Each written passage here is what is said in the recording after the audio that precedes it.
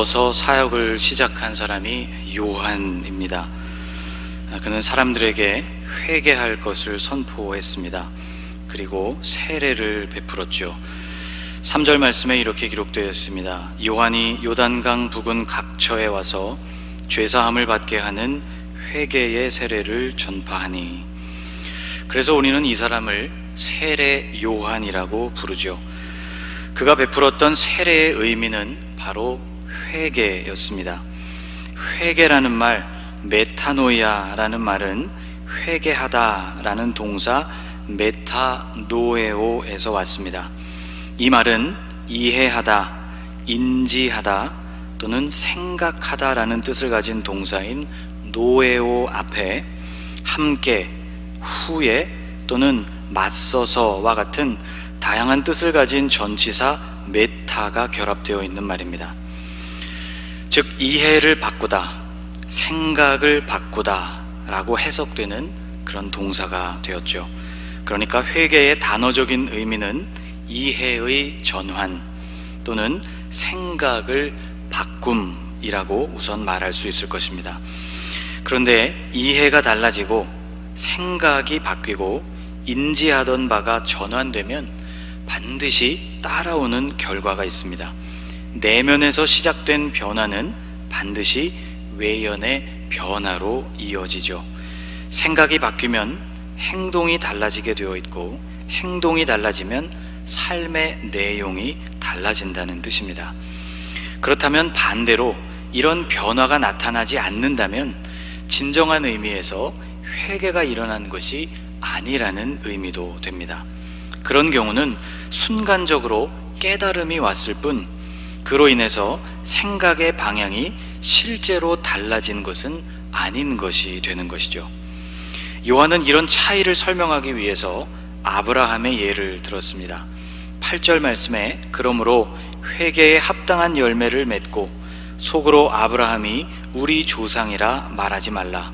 내가 너희에게 이르노니 하나님이 능히 이 돌들로도 아브라함의 자손이 되게 하시리라.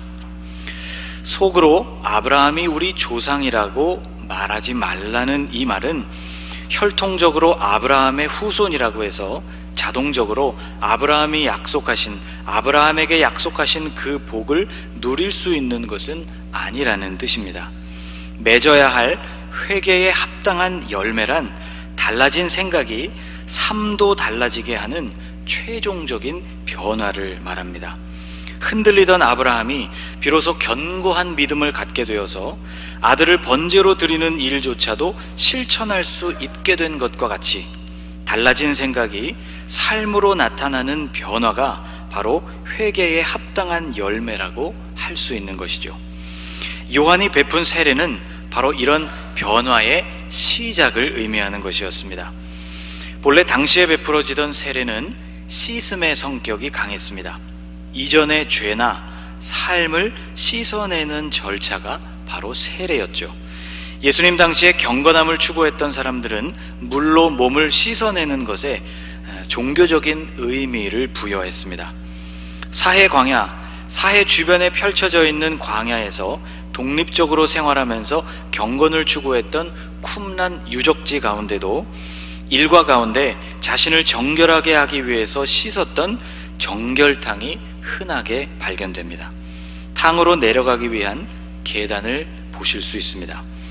그러나 요한이 베푼 이 세례는 단순히 씻어내는 단계에서 끝나버리는 그런 차원이 아니었습니다.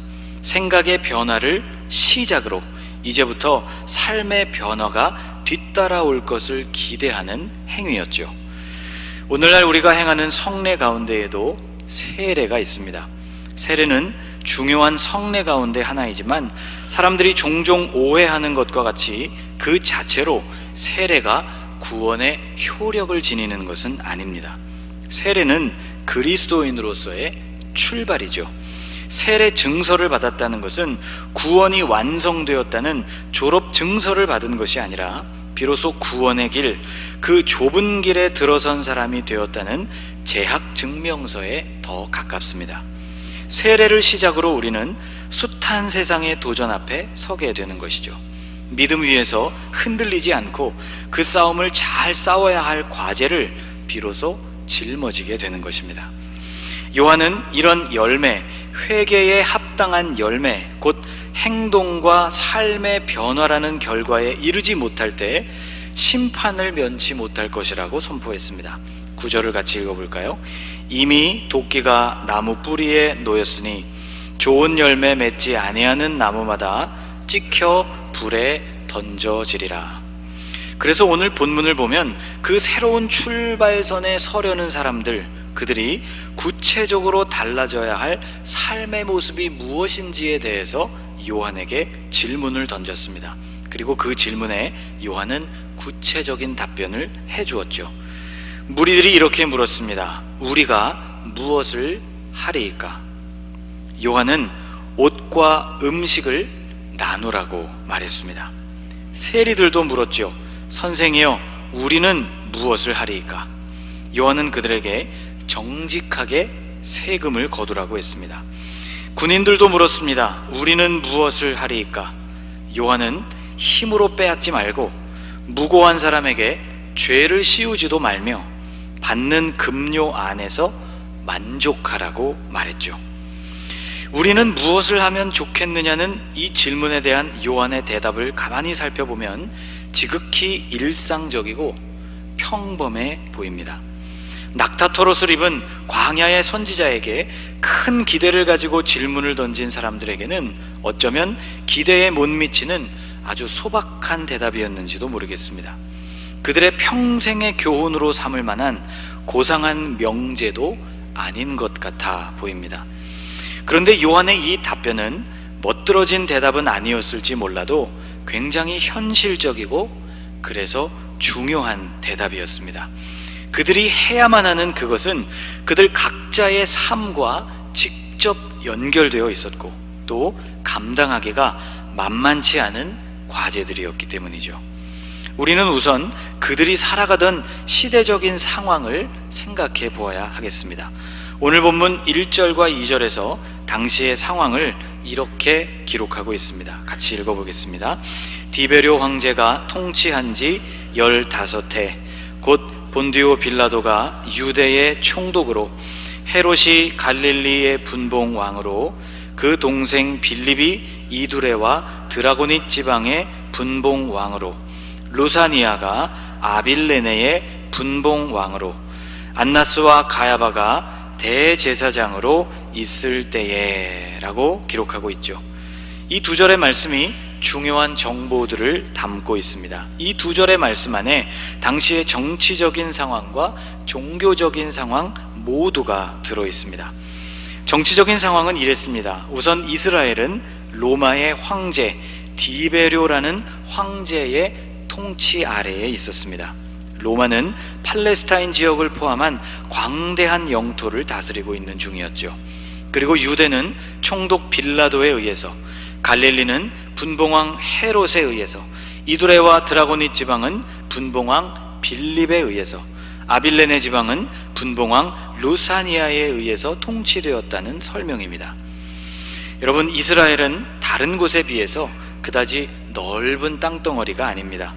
지금의 이스라엘 영토만 따져보아도 대한민국 크기의 4분의 1에 불과합니다. 별로 크지 않은 영토가 이렇게 복잡하게 분할된 것은 헤롯 대왕이 사망하면서부터였습니다. 헤롯 대왕이 죽자 당시의 황제였던 아구스도는 헤롯의 영토를 그의 세 아들에게 나누어 주었죠. 분봉왕이라는 말이 바로 이렇게 나뉘어진 지역을 다스리는 왕이라는 뜻입니다. 지도를 보시면 요단강을 기준으로 서남쪽에 있는 유대, 사마리아, 이두메 지역의 통치는 아켈라오라는 아들에게 맡겼습니다. 가운데쯤이라고 볼 수 있는 서북쪽의 갈릴리와 동남쪽의 베레아는 헤롯 안디바에게 주었죠. 1절 말씀에 헤롯이라고 기록되어 있는 인물이 바로 헤롯 안디바를 말합니다. 동북쪽 지역들인 골란, 아우라니티스, 바타네아, 드라고닛, 파네스, 이두레와 같은 곳들은 헤롯 빌립에게 맡겨졌습니다. 1절 말씀에는 그냥 빌립이라고 기록되어 있죠. 그런데 이렇게 영토가 분할된 지 채 2년이 못 되어서 유대 지역을 다스리던 아켈라오가 폭력적이고 과격한 방식으로 그가 맡은 지역을 다스렸습니다. 결국 골칫덩어리 아켈라오는 폐위되게 됐고, 그가 다스리던 지역은 로마에서 직접 총독을 파견하여서 관리하게 되었습니다. 1절에 등장하는 본디오 빌라도라는 인물은 바로 이 유대 지역에 부임했던 5번째 총독이었죠. 분봉왕 루사니아가 다스리던 아빌레네 지역은 바로 이곳 북쪽 끝에 위치한 곳으로 지금의 레바논 땅에 해당됩니다. 당시의 팔레스타인은 정치 권력의 구도가 이와 같이 복잡한 곳이었다는 것이죠. 종교적인 상황은 어땠을까? 종교적으로도 비슷했습니다. 2절 말씀을 보면 안나스와 가야바가 대제사장으로 있었다고 기록하고 있죠. 어째서 대제사장이 2명일까? 로마가 이스라엘을 다스리면서부터 대제사장 제도에도 인위적인 변화가 찾아왔습니다. 원래의 대제사장 제도는 아론으로부터 시작해서 혈통을 따라 내려가는 종신제였지만, 로마는 자신들의 입맛에 맞는 사람들을 대제사장의 자리에 앉혔던 것이죠. 순식간에 임명제가 되어버렸고, 이 대제사장의 임기라는 것도 제각각이었습니다. 대제사장의 권위를 떨어뜨려서 종교적인 결속을 약화시키고, 그래서 이스라엘을 마음대로 주무를 수 있도록 하기 위한 의도적인 장치였던 것이죠. 당시의 대제사장이었던 가야바는 안나스의 뒤를 이어서 그 자리에 오르게 되었는데, 이 두 사람은 부자 관계가 아니었고 사위와 장인의 관계였습니다.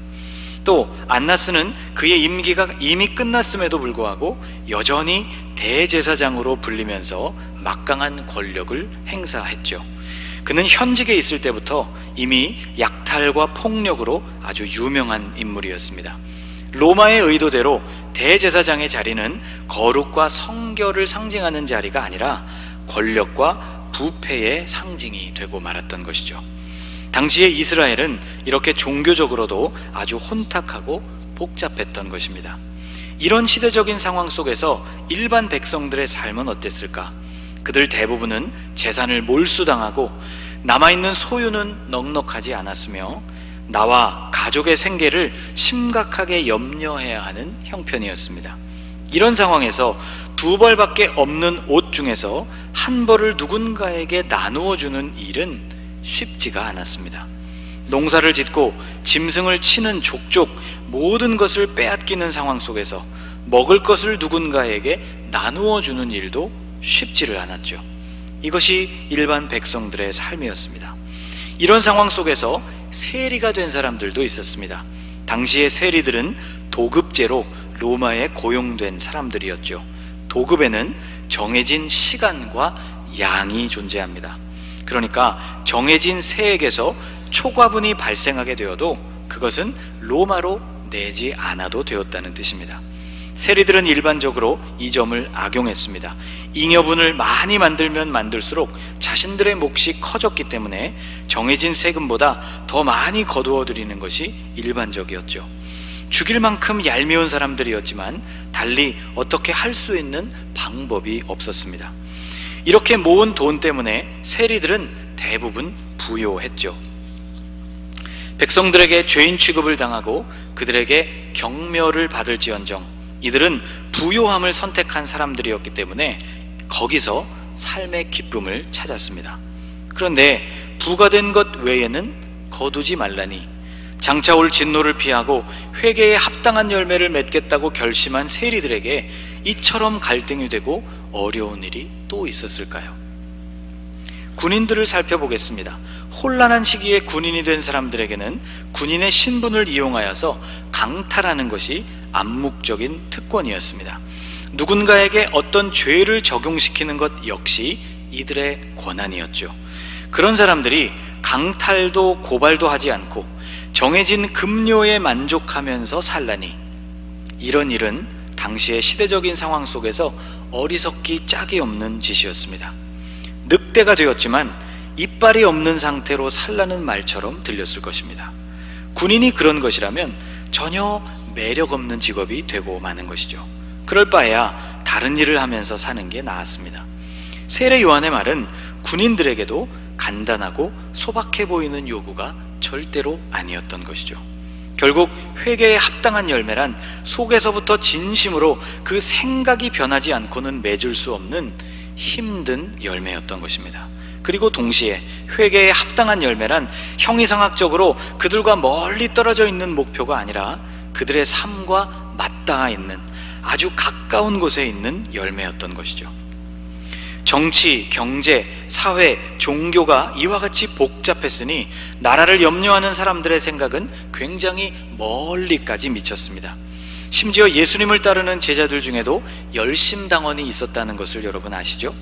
대부분의 제자들이 또한 메시아로서의 예수님의 역할을 이스라엘을 로마로부터 해방시키는 것이라고 생각한 것만 보아도 이스라엘 사람들 대부분이 소망하던 일이 무엇이었느냐를 알 수 있습니다. 나라를 바꾸고 새롭게 하는 일, 귀하고 값진 일입니다. 그런데 요한은 회개에 합당한 열매를 제시할 때 그런 거창한 것을 제시하지 않았습니다. 그 일이 중요하지 않아서가 아닙니다. 나라를 새롭게 하고 외세의 침략을 몰아내고 민족의 신앙을 올바르게 세우는 위대해 보이는 이러한 과제들도 내가 하고 있는 일을 먼저 바르게 하는 것에서부터 시작되어야 하기 때문이었습니다. 이것을 건너뛰고서는 어떤 일도 그 의미가 없어져 버리고 말 것이기 때문이었죠. 여러분, 성경을 읽어보면 변화라는 것은 언제나 개인의 삶에서부터 시작되었습니다. 여러분이 잘 아시는 기드온, 사사 기드온은 단지 300명만을 이끌고 나라를 구한 민족 영웅입니다. 그런데 그를 사사로 부르신 하나님은 기드온을 통해서 단번에 나라를 구원하시지 않았습니다. 기드온은 제일 먼저 아버지에게 속한 바알의 제단을 헐고 아세라 우상을 찍어야 했죠. 그리고 그 찍은 나무로 새롭게 단을 쌓고 하나님께 예배를 드려야 했습니다. 심장이 벌렁거리고 두려운 일이었죠. 기드온은 이런 일을 감히 낮에 할 담력이 생기지를 않아서 깜깜한 밤에 그 일을 하게 되었습니다. 두려웠지만 하나님의 말씀 앞에 순종한 결과로 그의 아버지에게 회심의 기회가 찾아오게 되었죠. 그리고 이어서 아비에셀, 자신과 아버지가 속한 가문이 하나님께 응답하게 되었고, 므낫세, 자신의 지파가 하나님께 응답하게 됐고, 그리고 나머지 지파들이 거룩한 부르심에 응답하게 되었습니다. 이런 경험을 하면서 기드온의 믿음과 용기가 성장하게 되었고, 결국에는 300명과 함께 해변의 모래와 같이 많은 미디안 연합군을 상대할 수 있는 단계까지 이르게 된 것이었습니다. 나라를 구하는 일도 개인과 가정의 신앙 회복에서부터 시작되었다는 것이죠. 대제국 애굽을 다스린 총리 요셉을 잘 아실 것입니다. 그도 처음부터 총리가 아니었습니다. 그는 낯선 땅에 팔려온 노예였죠. 여러분, 노예로 산다는 것은 아무런 희망도 없는 삶입니다. 어떤 희망도 없기에 주어진 삶을 그저 주어진 만큼 살아내면 그만입니다. 그러나 요셉은 주어진 만큼에서 그치지 않았다는 것이죠. 비록 그에게 맡겨진 일은 언제나 딱 그만큼의 노예의 일이었을 테지만 그는 그 일을 노예처럼 하지 않았다는 것입니다. 책임감 있고 확실하게 해냈죠.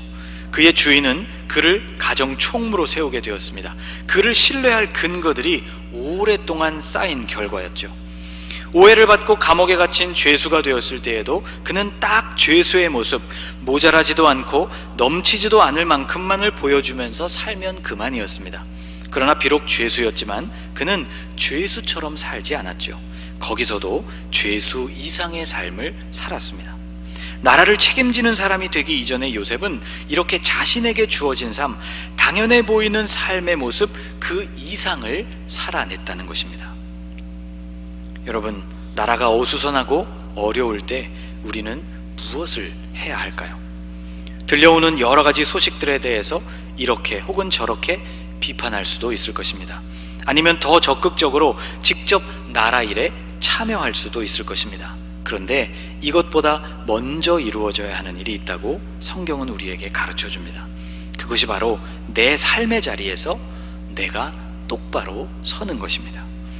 백성들이 물었고 세리들이 물었고 군인들이 물었던 이 질문, 우리는 무엇을 하리까를 우리도 물어야 합니다.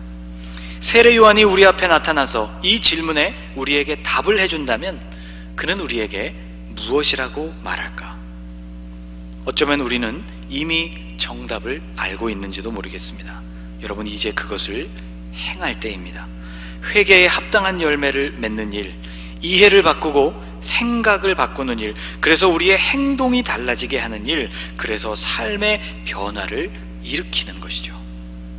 사랑하는 여러분, 성령께서 저와 여러분에게 확신과 용기를 주시기를 축복합니다.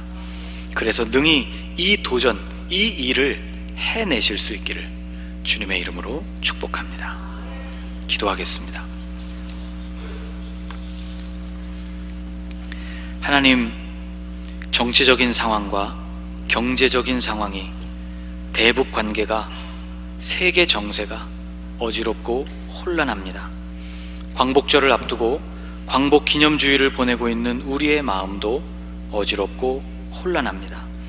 우리는 무엇을 하리이까 묻게 하시고 성령께서 우리 안에 주시는 응답을 따라 순종하는 성도들이 되게 하옵소서. 생각이 바뀌고 이해가 바뀌는 온전한 회개에 이르는 것, 그리고 그로 말미암아 행동과 삶이 달라지는 일, 회개에 합당한 열매를 맺는 삶이 먼저 일어나게 하옵소서. 민족과 국가를 염려하고 그것을 위하는 큰 목표가 결국 내가 서 있는 이곳에서 시작된다는 것을 꼭 기억하게 하옵소서.